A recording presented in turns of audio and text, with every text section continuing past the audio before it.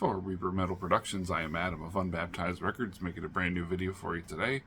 And today is going to be a two-part video, just going over some of my Nuns 7 inches, the fact that I'm going to go see them this weekend, so in a couple of days, the Boston area, I figured it'd be a good time to show off the records I have by them. I definitely have the most 7-inch records by them, because they put out a ton of them.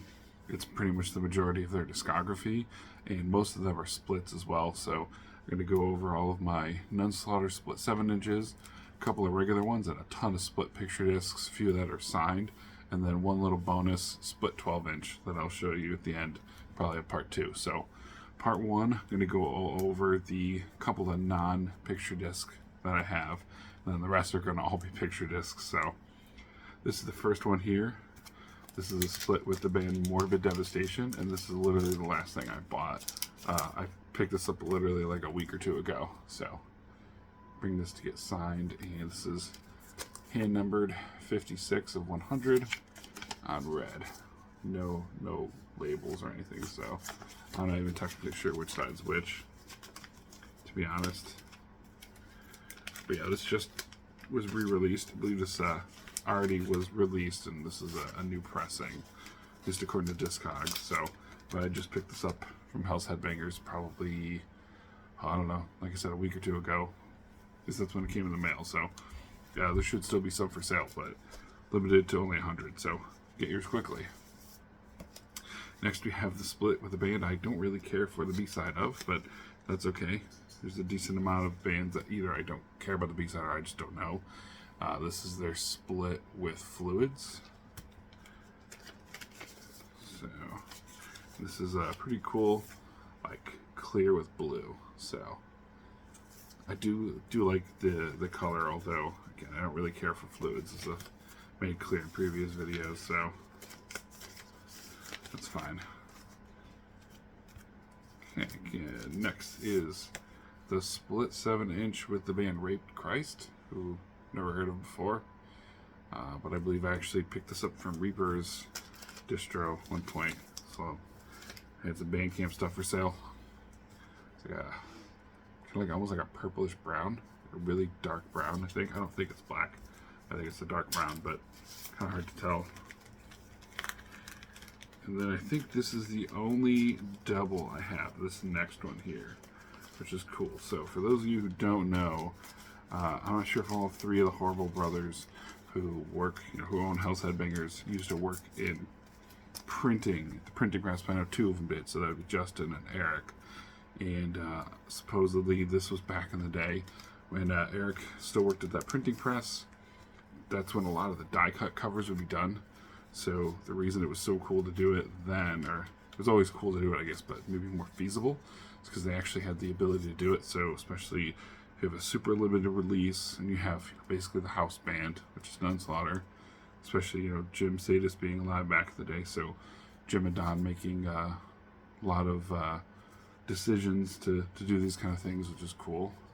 And then of course people like Eric being able to actually do it. See this die cut here, so the cross is cut out, it's got the flames, and it comes with this insert which gives it the flames in the background. So this is the Burn the Cross 7-inch, and I do not believe this is a split. This is cool, even the color, I mean, it's like a clear yellow. So like, this is as close as I get to any of the really cool Nuns releases from back in the day, because I got to them kind of late. So if you ever see collections where they have all the diehards and stuff, I don't have any of that. This is like as close as I get. So picture discs and this die cut, and you gotta be really careful because the flames get stuck. So I don't like to open it too much, but still pretty cool release. And there's at least one more that's kind of like that, where I didn't get the die hard edition, but I got a still pretty cool one. So this is the picture disc version I just showed you. See here, got Don there, and I'm pretty sure Jim, and not sure I forget who the third person is on this, because they change band members pretty often. So I think it might have been Zach, possibly Zach Massacre. It says it somewhere. So looks like I have something else in here too. I don't even remember what's in here. Oh, that's cool. I have a signed Grave Worm little fold over in here. I didn't realize I had that in there, so that's really cool.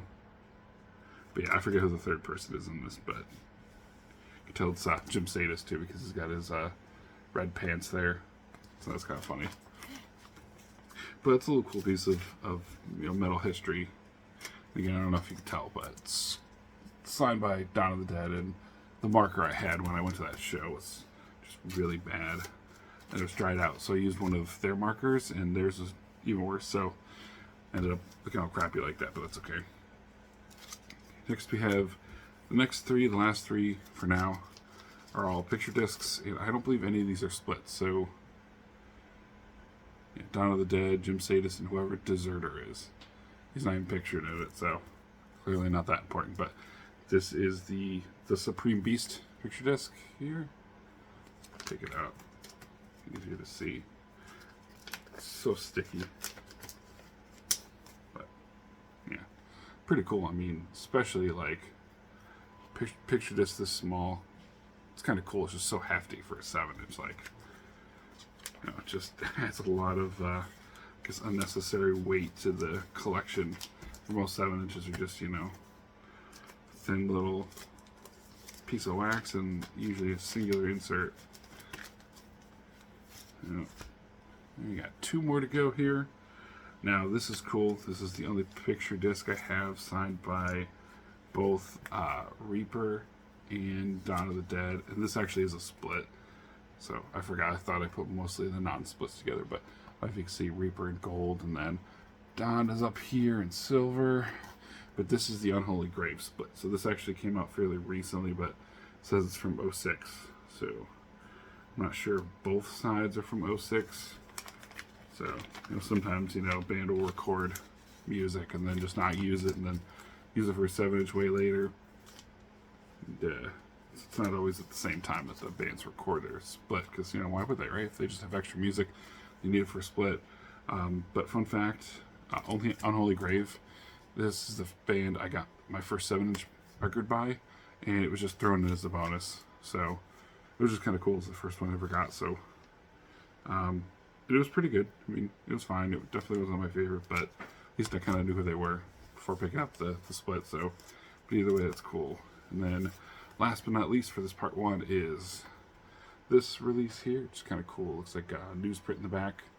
I don't know if you can see, it's like that Nunslaughter bat. You can barely see it, but it's there as well, which, yeah, you can't really see it, but basically the same image, just really, really tiny. And then, so for example, this is Don, Jim, Reaper, and Zach Massacre, so it's kind of cool. And I don't think this is a split. Although, again, sometimes hard to tell. There's just so much writing on here. You see the you know, Jim Sadis wearing his Spawn of Satan. It's kind of cool. So that's it for this video. That is part 1 of part 2. Went through half of my collection. Again, please go check out Nunslaughter. They're on tour currently. I'm going to the Boston show. That is on Saturday, February 1st. And they'll be touring for about a month or so. And then they will be at the pre-show before Dead by Dog. So that is June 20th, which is a Friday.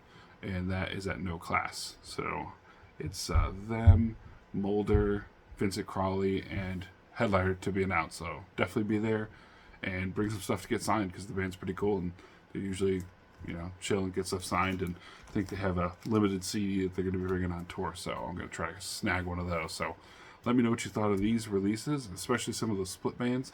I'll see you in the next video.